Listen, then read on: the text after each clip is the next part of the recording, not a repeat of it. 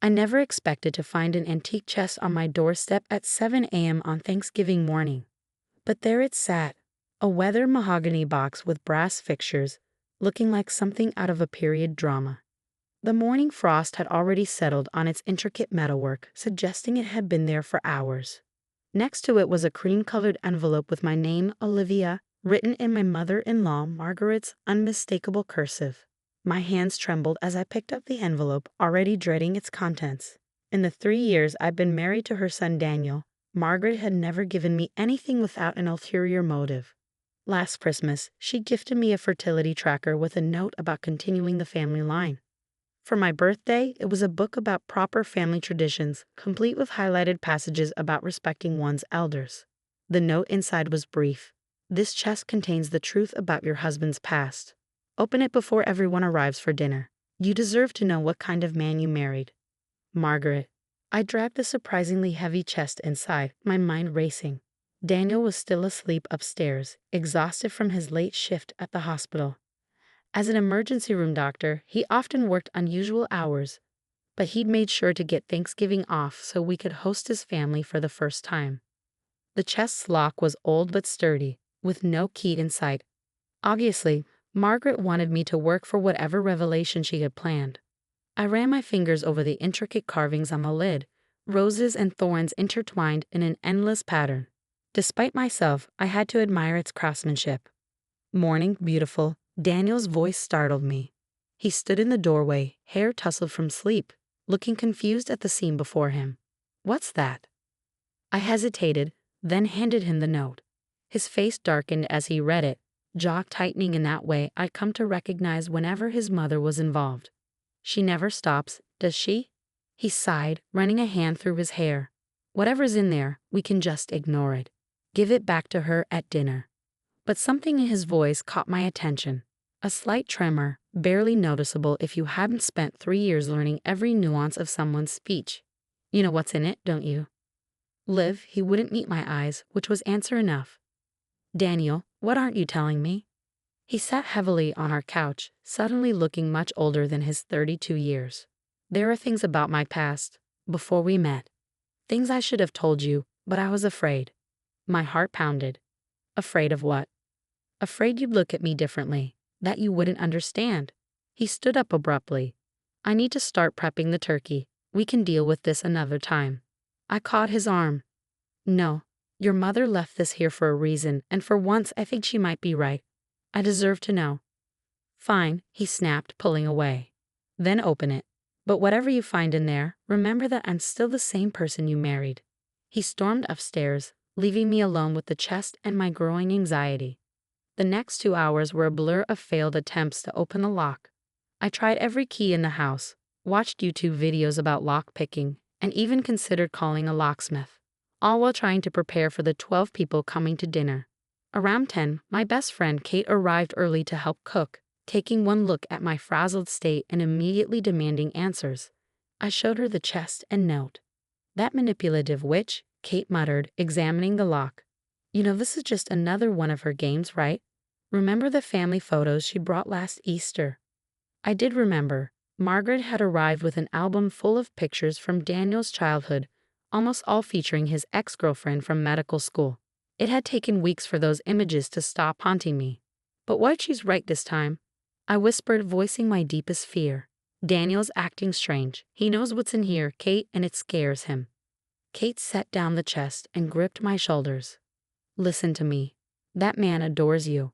Whatever skeletons are in this fancy box, they can't change that. Before I could respond, my phone chimed with a text from Margaret. I assume you found my delivery. The key will be with me at dinner. Come early if you want it. She's playing with you, Kate warned, reading over my shoulder. Maybe, I agreed, but I'm tired of her games. I grabbed my car keys.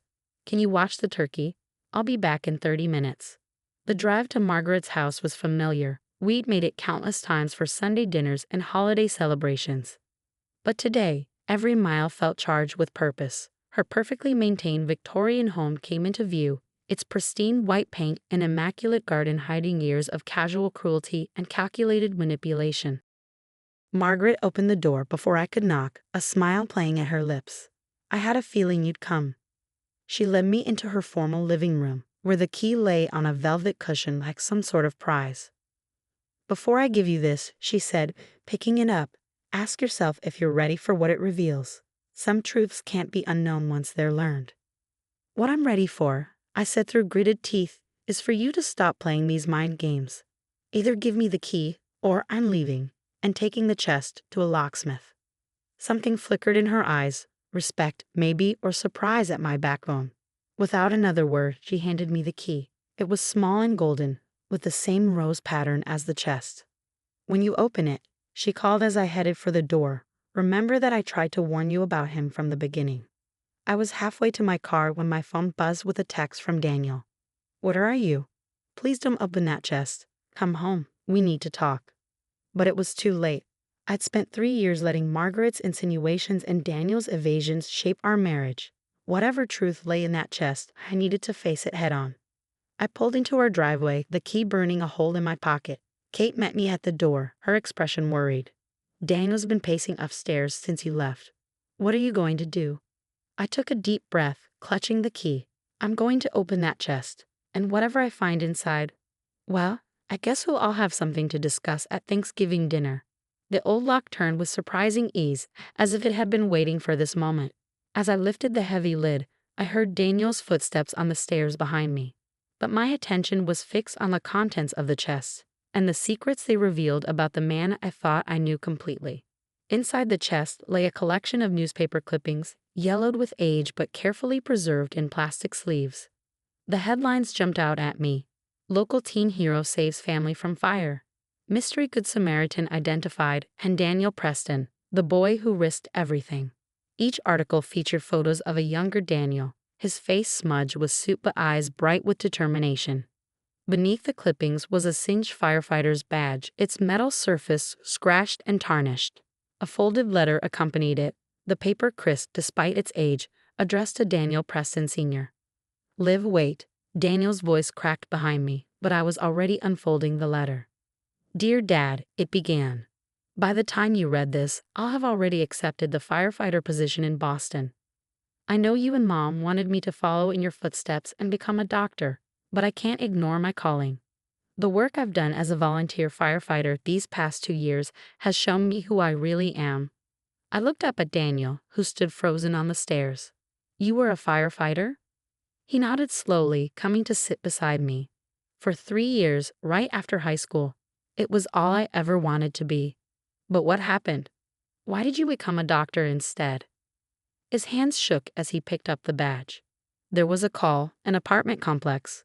We got everyone out, except—" He closed his eyes, the memory clearly painful.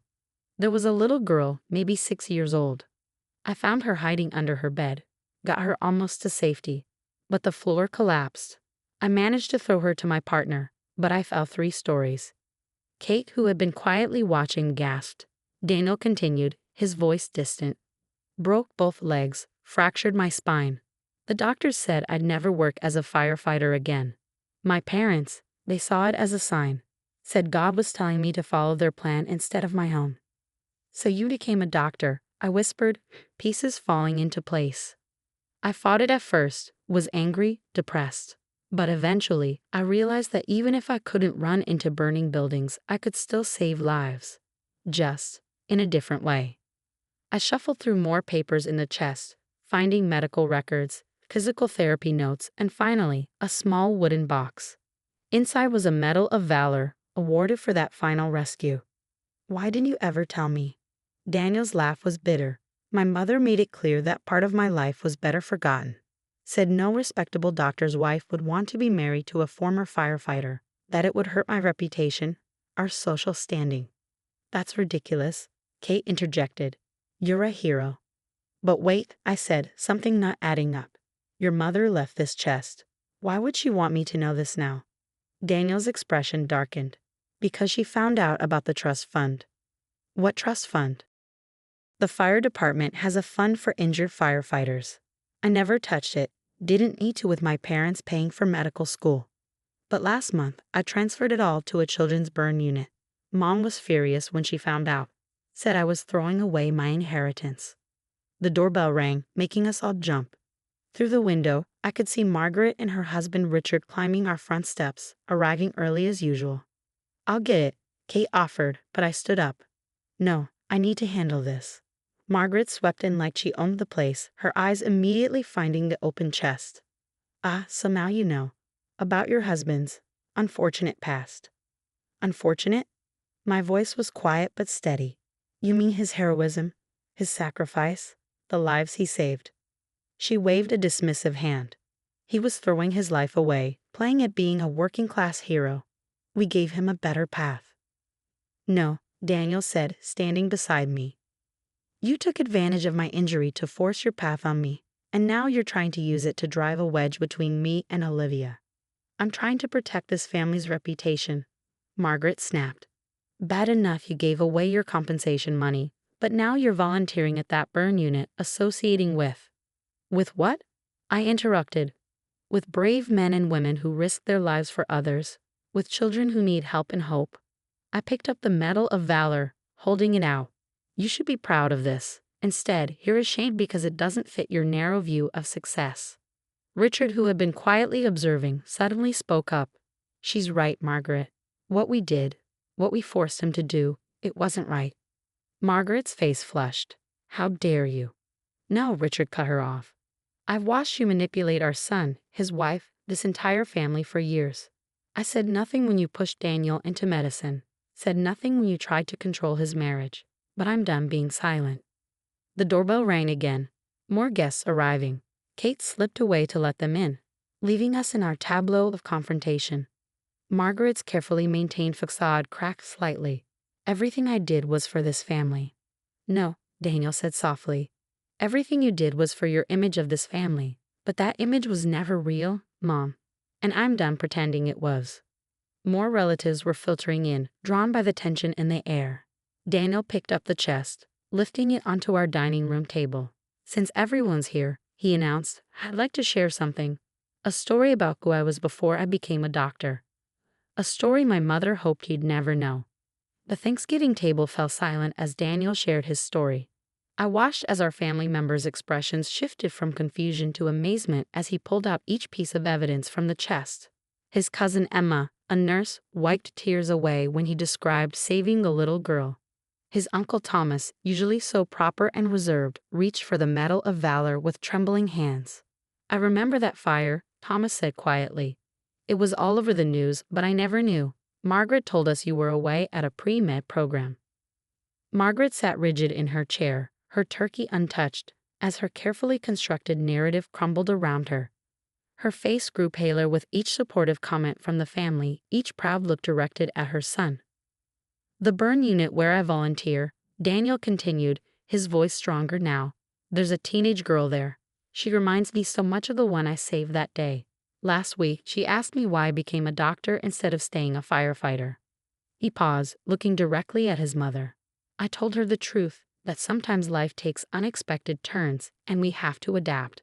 But I also told her something I should have admitted to myself years ago, that being forced onto a different path doesn't mean we have to forget who we really are." "Daniel," Margaret's voice quivered, "I only wanted. I know what you wanted, Mom. You wanted the perfect doctor's son, the perfect doctor's wife, the perfect family to show off at country club dinners. But look around this table." Everyone turned to survey our mismatched family gathering. Emma with her tattoos peeking out from her nurse's sleeves. Uncle Thomas, who'd married his husband last spring despite Margaret's disapproval. Cousin Peter, who'd chosen to be a high school teacher instead of joining the family law firm. "This is real family," I said, standing beside my husband. "Imperfect, unexpected, but authentic. And Daniel's past as a firefighter, it doesn't shame this family, it honors it." Kate, who had been quietly supporting from the sidelines, suddenly spoke up. "Actually, I have something to add." She pulled out her phone, showing a video on the screen. "Last week, I was at the burn unit doing a story for the local news. I caught this." The video showed Daniel sitting with a young girl, her face partially scarred. They were laughing together as he taught her to fold origami cranes, telling her about the Japanese legend that folding 1,000 cranes grants a wish. "Your wish shouldn't be to erase your scars," Daniel's voice came through clearly in the video. "They're proof of your strength, your survival. Wish instead for the courage to show the world who you really are. Margaret made a small choked sound. For the first time since I'd known her, I saw her perfect mask crack completely. Tears rolled down her cheeks, smearing her immaculate makeup. I was so afraid, she whispered. When you fell through that floor, the doctors said you might never walk again. I couldn't bear to see you risk your life like that. I thought I was protecting you. By hiding who I am. By trying to control every aspect of my life. And now my marriage. Daniel's voice was gentle but firm. Mom, I'm proud of being a doctor. I love my work. But I'm also proud of being a firefighter. Both parts of my life make me who I am. Richard reached for his wife's hand. Margaret, remember how we met? When I was just a resident, living in that tiny apartment, and you chose me over the businessman your parents wanted you to marry. She nodded slowly, realization dawning in her eyes. Your parents were wrong about me, Richard continued, just like we were wrong about Daniel's choices. And about Olivia. I felt tears in my own eyes as Margaret turned to me. The chest, she said softly. I thought knowing about Daniel's past would make you see him differently. That you'd be ashamed, like I was. Ashamed. I picked up the Medal of Valor, holding it out to her. This is your son's legacy. Not just the medical degree on his wall or the position at the hospital. All of it, and I love every part of him. Firefighter, doctor, and everything in between. Margaret stood shakily, walking around the table to where we stood. She took the medal in her hands, really looking at it for the first time. Then, to everyone's surprise, she hugged Daniel tightly. I'm sorry, she whispered. I'm so sorry. The tension in the room dissolved into tears, laughter, and the sharing of long-buried stories. As we finally settled in to eat our now-cold turkey, I watched my mother-in-law carefully place the Medal of Valor on our mantelpiece, right next to Daniel's medical school graduation photo. Later that night, after the dishes were cleared and the family had gone home, Daniel and I sat on our porch swing, his arm around me as we watched the stars. Thank you, he said softly, for loving all of me. I snuggled closer. Always. But you know what this means, right? What? Next Thanksgiving, you're teaching everyone how to fold origami cranes. He laughed, the sound free and unburdened for the first time in years. Above us, the stars twinkled like tiny flames, each one a reminder that sometimes the brightest light comes from the truth we're most afraid to share.